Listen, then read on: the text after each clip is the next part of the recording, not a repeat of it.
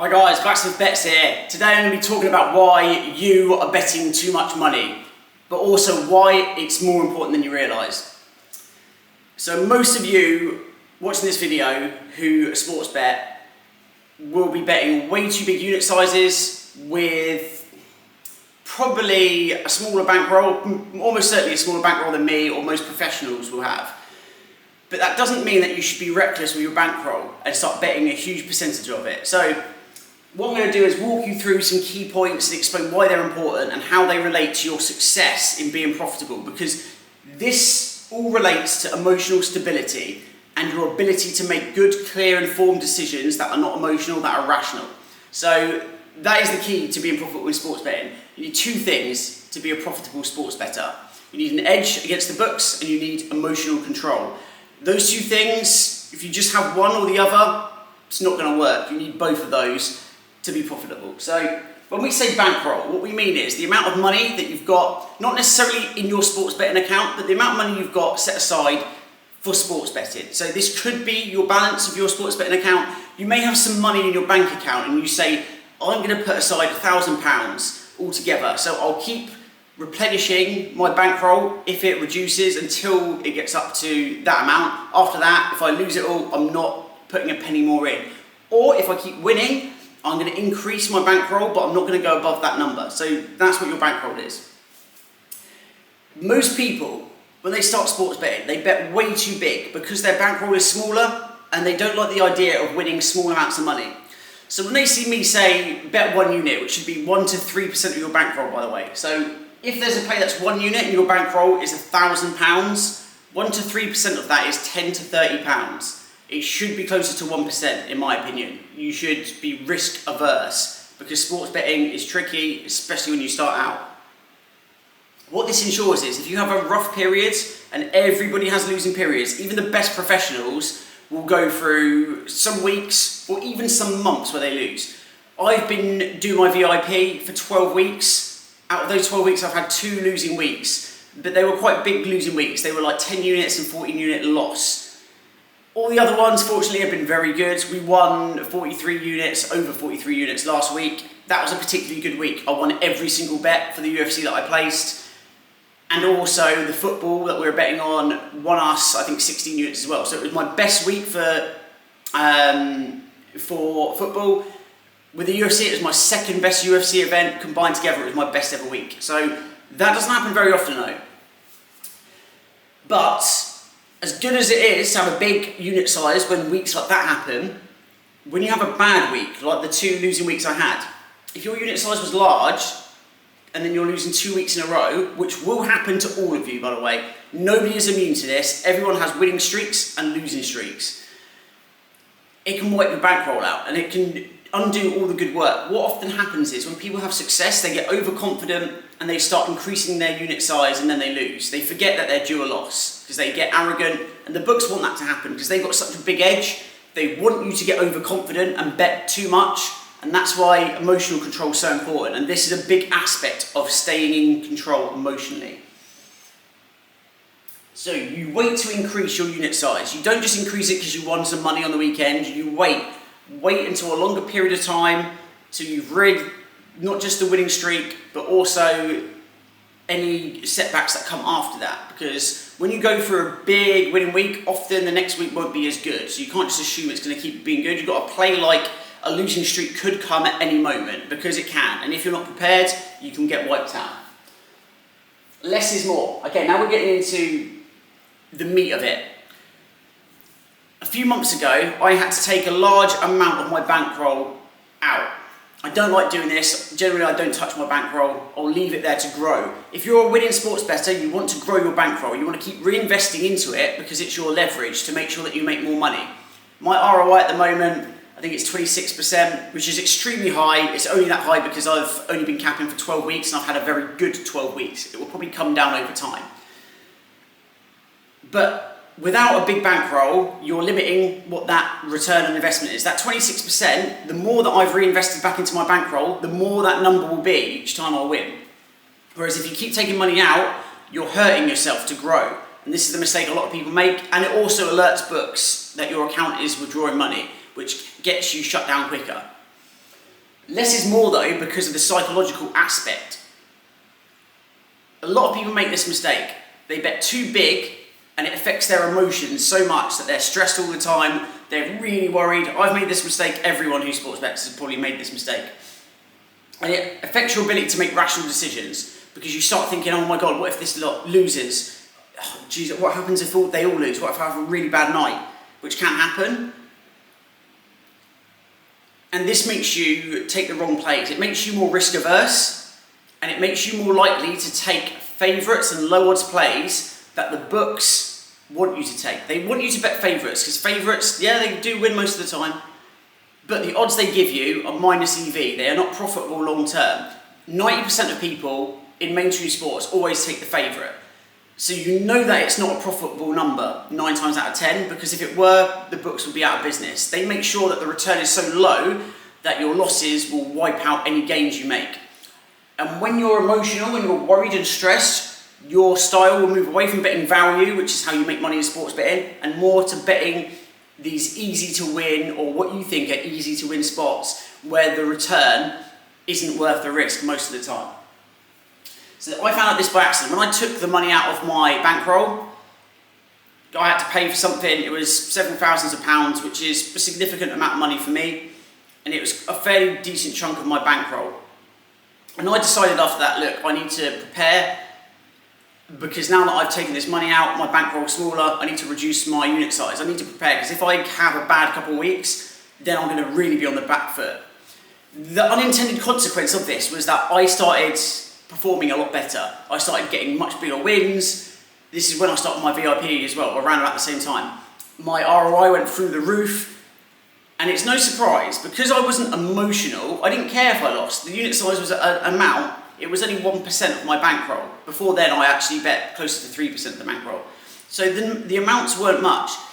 Even if I had a really bad night, I could replenish what I lost fairly easily without too much stress. And that meant that I was happier to take value when I saw it. If I saw a really good odd before, maybe I'd say, that odd is really good, but you know what, it's a long shot, it's probably not going to hit, I'm not going to take it. Whereas now, I would say that's great value. I don't care if I don't hit it now, because I know the next time, it probably will hit, so I'll play the value. And that's why my ROI went up so much, because I started hitting big underdogs, draw bets, and props, and also the big parlays that we have. If you're stressing and worried all the time about what happens if I lose, you're gonna make mistakes. And the problem that you're gonna have is that you're gonna see opportunities and you're not gonna take it because you're gonna be too nervous about losses, you're gonna be too worried. And that hesitation causes you a lot of problems. Or you're gonna chase your losses, which is what happens when most people lose and get emotional. Or you're gonna do the opposite and you're not gonna play good value because you're concerned about losing. So getting emotional in sports betting is terrible. If you cannot help yourself getting emotional, then sports betting isn't for you. You need to learn emotional control before you even consider it. Sports betting is very much like trading financial markets. In fact, some sports bettors call themselves traders. And what they teach you in these financial institutions is to trade without emotion. Very hard to do because we're humans, we're all emotional, but if you're emotional, they say do not ever lock a trade in. And there's a reason for that, and we should be doing the same thing with sports betting. So we want to reduce these emotional reactions. And look guys, there's nothing wrong with getting excited and hyped when you win. I do.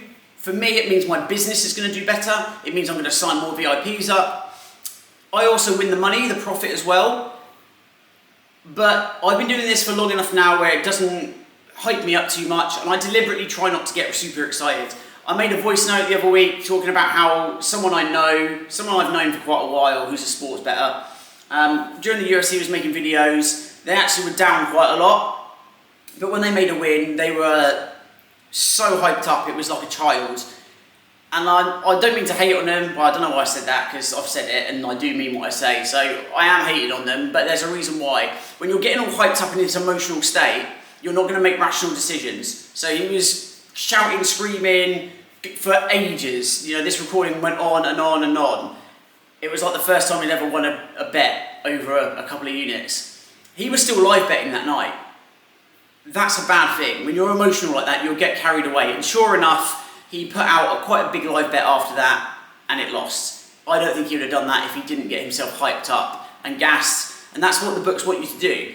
In fact, the books, if you look at like Cheltenham or a big horse racing event, they will often boost the horses they know are going to win on day one, because they know that you'll get overconfident and that you'll get hyped up and excited and you'll bet more money and you'll lose it all. You'll lose way more than you would have bet if you lost on the first bet. So the books want you to win, especially if you're a recreational sports bettor, so that you can get carried away and overconfident and lose later on. Reducing your emotional reactions is going to make sure that that doesn't happen. You stay rational, you make the right decision. Increase rational thinking. This can only be done when you reduce emotional reactions. You want to think of it clinically. You want to think of it as, is this good value? Does this make sense mathematically? Is it plus EV? Yes? Okay, then I play it then. Not, oh, but is it going to hit? It doesn't matter. When you find odds that are plus EV with a decent margin, like you don't want to be betting on something if the margin is 1%. You want the implied probability of what you cap it to be 5% or more than the implied probability of the odds. And that's how you make sure you've got a big enough gap, a big enough margin to account for any errors that you may create or variance in the game. It still doesn't mean it's going to win as well, so you want as big a gap as possible. So that rational thinking is important, because what happens if you get yourself hyped up and you get gassed or you're in fear, you will convince yourself on that a play will win or lose based on other factors, irrational factors, because you're nervous and you're risk averse, you don't want to play it. When the data doesn't change, the data is exactly the same, but your interpretation of it changes based on your emotions. So if you just cut the emotions, you look at the data, what do you know, look at your analysis, you will make a good, correct assessment, and that will make you money if you have an edge. Okay, and then we get on to the realistic time frame. This is the biggest problem I see in my group and in every capper's group. Every capper has the same frustration. I've had it just now, actually. I had a massive week last week, 43 plus units in a week. That's almost doubling your bankroll in 7 days. That's crazy. That's a crazy win. Obviously, people have signed up to my VIP service after that. At the moment, it's Friday. We're up, I think, 1.6 units. We had a rough start to the week, but after winning 43 units, of course we're going to have a slower start. It would be insane if I went on another run after going on a massive run like that. But people are saying, oh no, it's lost. We've lost 1 unit today. It's a day. A day is nothing. A week is nothing. In sports betting, a month is nothing. Long term, guys. That one weekend or that 1 week last week would have made up enough profit that I could have lost the next 4 weeks in a row and we'd still be up 8, 9 units. That's how you have to think, because this is a long-term game. If you only looked short-term, you wouldn't play big odds underdogs, you wouldn't play big odds props, because those are profitable, but they're only going to hit once every 5 or 6 times. So you've got to go potentially weeks before one hits, but when it does hit, just like last week, everything aligned up, you end up with a huge windfall. So you can't just look in day by day and try and make profit day by day, because what you will do, you will try and pick winners instead of picking value. That's what all amateur sports bettors do, and it's why they lose money. Because when you do that, you bet favourites, and favourites are not profitable most of the time. The books make sure the odds aren't. So you might win a few bets, but later on, your losses will wipe that profit out, whereas betting value will always be profitable. The reason more people don't do it is because they want the money now. They want to get rich quick. This isn't a get rich quick scheme, guys. This is a way to make, a good modest return, 5 to 10%, maybe 20, or in my case, 26. I'm much higher because I've got a shorter time frame and I've been on a good big run. But for most people, it's going to be closer to 5%. For most of you amateurs, the professionals might do closer to 10%, the good professionals more than that. So unrealistic expectations is the killer. Thinking that you're going to turn 100 into 200 in a week, okay, it might happen, but then the next week you're going to lose money. You're going to prepare yourself for this, you're going to make 5 to 10% ROI if you have a good week. That means if you have £1,000, you're going to make 100, and that's a good week. And that is a good return, because the S&P 500, what most people invest in, does 10% return over a year. So you've got to wait a year for that. You might get it in a week or a couple of weeks. So keep that in mind, because this is where everyone gets it wrong. If you want to get rich quick scheme, you need to go and try something else, because this isn't for you. Realistic expectations. This is the same sort of thing, but really, the expectations, I'm talking about not just time frame, I'm talking about the numbers, like I just said. If you sign up for a capping service, you should be happy if you make 5 to 10% ROI. You should be really happy. If you make more than that, you should be ecstatic. If you make more than 20%, you should be over the moon. You know, people in my group doing 26%, 36% on UFC, by the way. No, sorry, 34% on UFC. That's absolutely insane. You should be over the moon. You should not be able to believe it. But the problem is, most people, because they start with a small bankroll, 26% isn't a lot of money to them. If their bankroll is 1,000, it's 260 quid, which isn't bad, but it's not a huge amount of money. That's still an amazing ROI. And the way professional sports bettors make money is they've got a big bankroll. So to most professionals, 26% ROI over a month would be 2.5 grand because they've got a big bankroll. They've got a 10 grand bankroll, 100 grand bankroll, you know? This is what people do. This is why you build your bankroll up and you reinvest the money.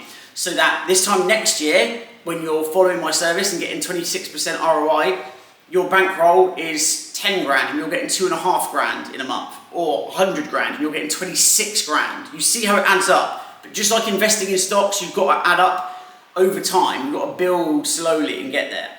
Most people have unrealistic expectations because they treat sports betting like a get-rich-quick scheme. It is not. You're not going to come here and double your money every week. If that was true, I would be a multi-millionaire by now because I would just keep doubling my money and it would go up infinitely. So think about your expectations. If you think that's what's going to happen, guys, it's not going to happen.